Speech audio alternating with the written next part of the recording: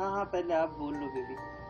हम्म हम्म हम्म हम्म हम्म हम्म हम्म। अच्छा सुनो, अगली बार अगर तुमने मुझसे बिना पूछे मेरे वॉलेट से पैसे निकालने हैं तो मैंने तुम्हें हरियाणा घुमाने ले जाना है और घुमाते घुमाते तुम्हें वहां घुमा ही देना है। हाँ हाँ, you might be my wife, पर वो तुम्हारा पर्सनल मैटर है।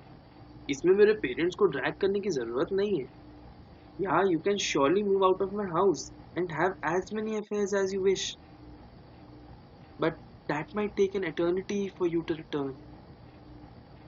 But if it is about waiting for you, I'll wait for a lifetime. Love you, baby. Okay, bye.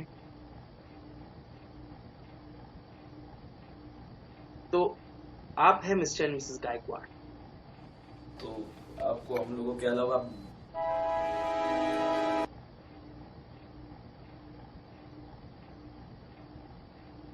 Look, जैसा आपने अभी देखा होगा, communication is the key to a long lasting relationship. अगर आप अपने फीलिंग्स, अपने ओपिनियंस को खुलकर एक्सप्रेस नहीं कर पाते हो तो एक लेयरिंग बन जाती है, कंफ्यूजन्स आ जाते हैं। हमें उन्हें रोकना चाहिए। हर बात इतनी साफ बोल देनी चाहिए कि आपका पार्टनर आपको देख के यूं बता दे कि आपको उनकी कोई बात पसंद आई या नहीं। इसी से आपका रिश्ता लंबा टिक सकता है। तो आज का हम सेशन ऐसे ही शुरू करते हैं। आप बताइए आपके पार्टनर से क्या शिकायत है। तो कौन शुरू करेगा? इसी से पूछ लीजिए सर। ऐसे ही हर चीज से प्रॉब्लम। अगर खाना सही ना बना और मैं बिना कंप्लेन किए खा लूं तो दिक्कत, और एक बार मैंने कंप्लेन करी तो 3 दिन तक बात नहीं करी मुझसे। इसने मुझे कहा था कि दाल ऐसी बनी है जैसे किसी ने डोंगे में उल्टी कर दी हो। पतली वाली उल्टी थी वो। पतली वाली, बस सुकून मिल गया। दाल ऐसी बनी थी सर जैसे किसी ने डोंगे में पतली वाली उल्टी कर दी। Look, Mr. Gaikwad, yeah, his choice of words is very important. And please sir, 20 लोगों की पार्टी में, और वो पार्टी हमने नहीं दी थी, मेरी फ्रेंड स्नेहा के घर पे डिनर था, और दाल उसने अपने हाथों से बनाई। अरे दाल किसी के भी हाथों से बनी हो, दाल उल्टी जैसी थी, पतली वाली उल्टी। Exactly, this is his problem sir. इसकी गर्दन अकड़ी हुई है, ये सिर हिलाकर इधर उधर देखना पसंद नहीं करता कुछ भी बोलने से पहले कि कौन सुन रहा है। The other day I told him I can't go to the market, I'm down.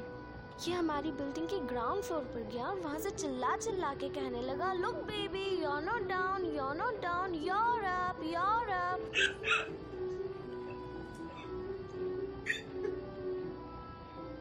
और फिर एग्जैक्टली ऐसे बदतमीजों की तरह ही वहाँ पे हंसने लग गया, और वहाँ खड़े हुए जितने लोग थे ना उन सबको तालियां देने लग गया। तो वॉचमैन भी महीने के दूसरे हफ्ते आके पूछ लेता है, क्या मैडम कुछ चाहिए क्या, दवाई वगैरह। इसकी यही प्रॉब्लम है, ये हर चीज बहुत ज्यादा एग्जैजरेट करती है। ऐसा कोई पूरी सोसाइटी के लोग नहीं थे वहाँ पर, सिर्फ और सिर्फ सॉलिड मर्द लोग थे वहाँ पर। हाँ, और वो सारे मर्द तुम्हारी तरह नहीं होते हैं। Thank you. That was not a compliment. वो घर जाके उन औरतों से बात भी करते हैं जिनसे उन्होंने शादी की भी होती है। सर ये घर आते हैं और अपनी माताश्री के पास जाके स्थापित हो जाए। जब ये कमरे में आता है तो पीछे पीछे वो कमरे में आ जाती है। 2:30-3 बजे तक हमारे बिस्तर पे वो बैठी रहती है। स्पेस देने में तो वो बिलीव ही नहीं करती है ना सर। Again exaggeration. ऐसा कुछ नहीं, माना मम्मी थोड़ी सी स्पेस घेरती है, लेकिन फिर भी इसके बाद सफिशिएंट स्पेस होती है कि चुपचाप कोना पकड़कर सो जाए। लेकिन नहीं, कोने में खड़ा रहकर घूरती रहती है, टाइम पास करती रहती है, ये बहन जी की तरह। Do not drag me into your conversation. But you are a part of the conversation. No, I'm not a part of this conversation. Ignore me. He can't ignore. He cannot ignore. इसको sir मैंने 10 बार बोला है कि घर में जब नौकरानी काम कर रही हो तो प्लीज उसका पीछा छोड़ दिया करो, बट नो, ये इंसान उसके पीछे घूमता रहता है। आपने कचरा में से दबा के नहीं निकाला? आज डस्टिंग बराबर नहीं की क्या? कपड़ों में आपने नींद नहीं डाला था क्या? सर इसको बहाने चाहिए होते हैं सिर्फ लड़ाइयाँ करने के। मुझे बहाने चाहिए? Look, who is talking? Sir मैं आपको बता रहा हूँ, छोटे छोटे बहाने ये ढूंढते मुझसे लड़ने के। लगभग रोज ही हमारा पंखे को लेकर झगड़ा होता है। कितनी भी सर्दी क्यों ना हो, बर्फ क्यों नहीं गिर रहा हो, इसको पंखा ऑन चाहिए, मतलब चाहिए। सर कभी कभी लगता है ना इसको मजा आता है ये चलता हुआ पंखा देखकर। गंदा सा जो मामा जी टाइप का। सर एसी इस आदमी से लगवाया नहीं जाता, चाहे मैं पसीने में तरबतर क्यों ना हो जाऊं। फिर ये नहीं कि खुद रजाई लेके सो जाए। अरे रजाई डालने का कोई फायदा ही नहीं है। जब पंखा चालू होता है तो जो हवा है वो कान और नाक के छेदों से शरीर के अंदर जाती है। क्या? हाँ वो सही कह रहे हैं। देखिए हवा जो है ना वो ऐसे छेद ढूंढ के शरीर के अंदर जाती है, इसलिए आप देखेंगे कि सर्दियों में लोग नाक और कान को पहले रुमाल से बांधते हैं। और जैसा कि आपने देखा होगा डेड बॉडीज के भी कान और नाक में रुई डाली जाती है। So he has a point to make this Gaikwad. देखा, डेड बॉडीज को भी ठंड लगती है। नहीं नहीं, वो तो उनमें इसलिए किया जाता है कि हवा अंदर ना घुस जाए और बॉडी फूल ना जाए। Can't feel anything. भाऊ मला वाटला होतं तू माझी बाजू घेशील. अगेन जब जब इसको और इसकी मम्मी को मुझसे चुप चुप की बातें करनी होती ना, ये लोग मराठी में चालू हो जाते हैं। भाऊ ये तो खूबच छान आहे. नहीं तो कहीं The fuck? ये भी एक पॉइंट है सर। एक तो पता नहीं इसको गालियां देने में कितना मजा आता है। सर मिस्टर शर्मा के 3 बच्चे हैं, साहिल, पुनीत, वरुण। तीनों के नाम इसने याद कर लिए। उन्हें शर्मा 1, शर्मा 2, शर्मा 3 नहीं बुलाती है, लेकिन अब मिस्टर झा के दोनों बच्चों के साथ यही करती है। अब सोचो। That's a joke. Look, that's your problem. एक तो हर चीज की कन्वीनियंस पर होता है. उसको लगता है तो जोक, ना एम्बैरेसमेंट. उस दिन मैंने स्नेहा के चमन चूतिए को बोला कि बेटे उस दिन मैंने स्नेहा के बेटे को बोला चमन चूतिए चुप हो जा, तो उसको एम्बैरेसमेंट हो गया.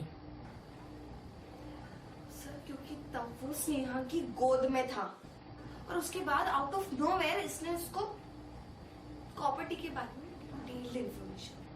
वो पूरी बात इन कॉन्टेक्स्ट थी। हाँ, इसका कॉन्टेक्स्ट मैं बताती हूँ, I will tell you. Please help me, please. हमें वुमेन एम्पावरमेंट की कसम।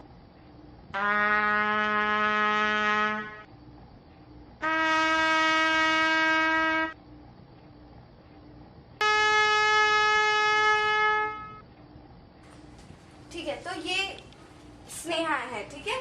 आओ तुम।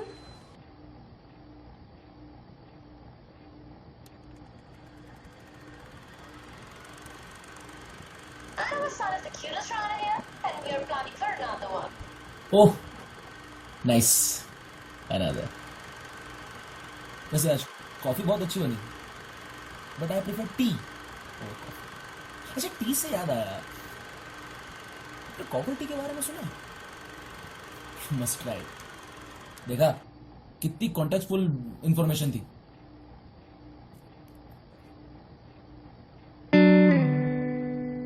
पता है मैं ऑफिस से घर आऊं तो ये नहीं कि औरत मुझसे चाय पानी पूछने. सालों से यही सवाल हो रहा है कि तो तुम देर से घर क्यों आए यार. इधर मैं देर से आऊं तो दिक्कत, उधर शैलेश जल्दी आ जाए तो स्नेहा को दिक्कत.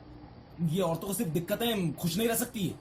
क्या बकवास कर रहे हो यार? कि उस दिन तुम स्नेहा से बात नहीं कर रही थी बेडरूम में कि I am fed up of Shailesh, he comes too soon. और ये क्या कहती है, ये एवरीथिंग विल बी ऑलराइट. और ये डेफिनेशन क्या है इस ऑलराइट की तुम औरतों के लिए? यार उसकी लाइफ है, he will come whenever he wants to come. If it was about coming home, I would have congratulated him. Disgusting. और तुम चुप चुप के औरतों की बातें सुनते हो? हाँ तो गलत है क्या कुछ इसमें? अरे अरे बस भाई, ऐसे रिश्ते थोड़ी चलते हैं. Look, there are very few secrets of a successful marriage. वैसे भी ये साल मैरिज इंस्टीट्यूशन के लिए बहुत अच्छा रहा नहीं. इस साल हमने कई नायाब जोड़ियां खो दी. मैं नाम नहीं लूंगा, लेकिन ये सेपरेशन हमें समझा गया कि रिश्ते ये ताज के महल की तरह हो. ये देखने में बहुत सुंदर लगता है, लेकिन अगर ख्याल ना रखा जाए तो एक हवा का झोंका और नहीं, वो बाकी के गिरेंगे नहीं. मैं चिपका के रखता हूँ. बार बार एग्जाम्पल देना पड़ता है. आप लोग पता नहीं यहाँ क्या सोच कर आए होंगे.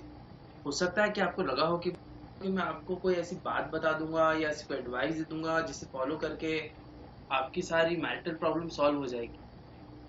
पर मेरे पास ऐसा कोई मैजिक वॉन्ड है नहीं. आप लोग की मदद कोई काउंसलर्स या दोस्त नहीं कर सकते. दरअसल आपकी मदद आप खुद कर सकते. यू नो, ज्यादा कुछ करना नहीं है, सिर्फ क्लियर कॉन्वर्सेशन रखना है. Communication is the key to compatibility. 1 minute. हाँ, अच्छा तुम्हारा सामान पैक हो गया, तो फाइनली तुम मुझे छोड़ के जा रही हो. नाइस. हाँ, मैं समझ सकता हूँ, तुम 20 साल से अपने भाई और बाप के साथ थी. तुम्हें लहसनों के बीच रहने की आदत हो गई है. तुमसे शादी करना मेरी जिंदगी की सबसे बड़ी गलती थी. But out of all the regrets I have, you are my favourite. I love you. Okay बीबी, बाय. देखा, कम्युनिकेशन इतना टफ नहीं है. आप हर चीज बोल सकते हो. You just need to stay cool, relaxed. अच्छा, आप लोग बात करना, मुझे कॉल करके आना है जस्ट टू मेक श्योर कि उसके घर से निकलते ही कोई ट्रक उसे उड़ा दे.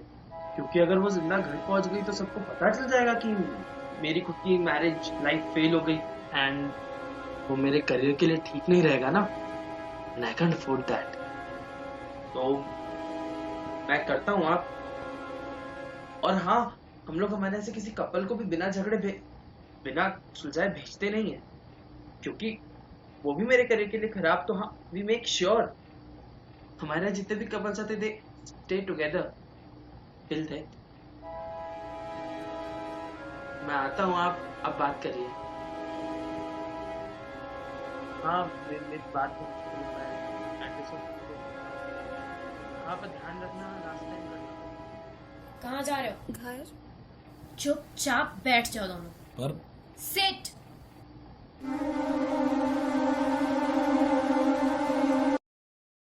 शिट.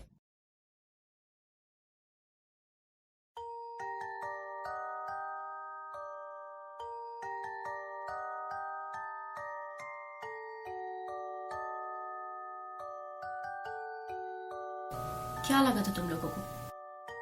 यहाँ आओगे, बचपना दिखाओगे और डोरेमोन तुम्हें कोई गैजेट देगा अपनी fucked up mad life save करने के लिए.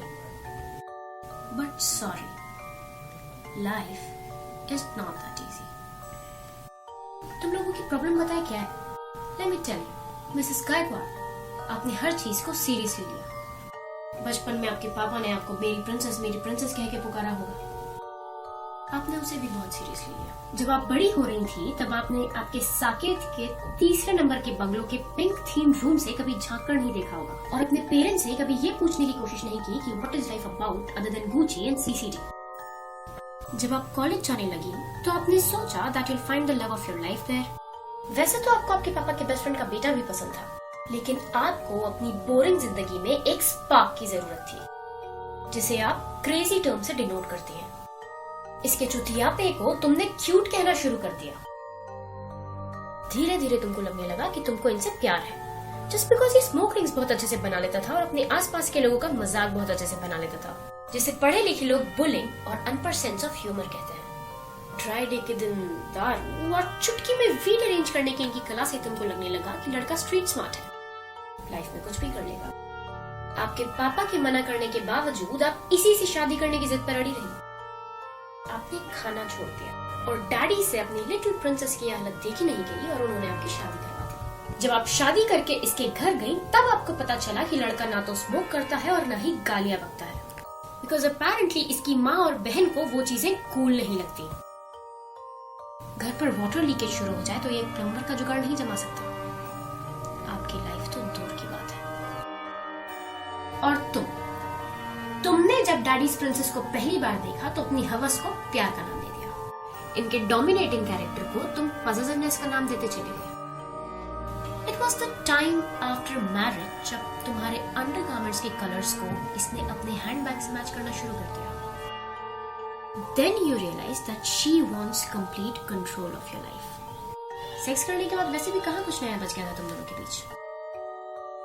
Then you both started regretting your marriage, but still You people aren't separating. तुम लोग काउंसलर सुन रहे हो, इसलिए नहीं कि you want to save this marriage for the sake of it, not because you care for the societal fabric of India or its rituals. It's because तुम लोगों ने शादी में बहुत खर्चा किया. तुमने अपने रिश्तेदारों को पौंडीचेरी से भी बुलाया इमोशनल ब्लैकमेल करके. तुमने अननोन लोगों को वो क्विजीन खिलाया जिसके बारे में सोचना भी उनके औकात के बाहर का था. तुम्हारी मामी चाचियों ने प्रेम रतन धन पायो पर मीडियोकर सा डांस भी किया और पौंडीचेरी से 48 घंटे का सफर करके आए लोगों ने उन्हें मन ही मन 48 गालियां भी दी।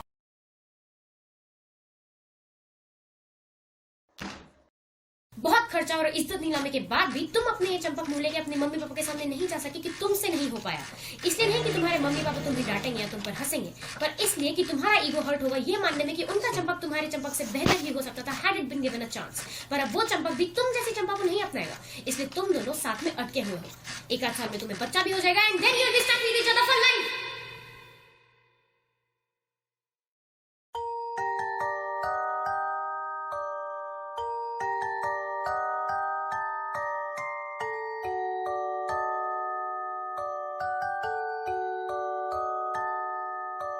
ये दोनों कहाँ गए? चले गए सर। क्यों? पता नहीं सर। लगाओ फिर।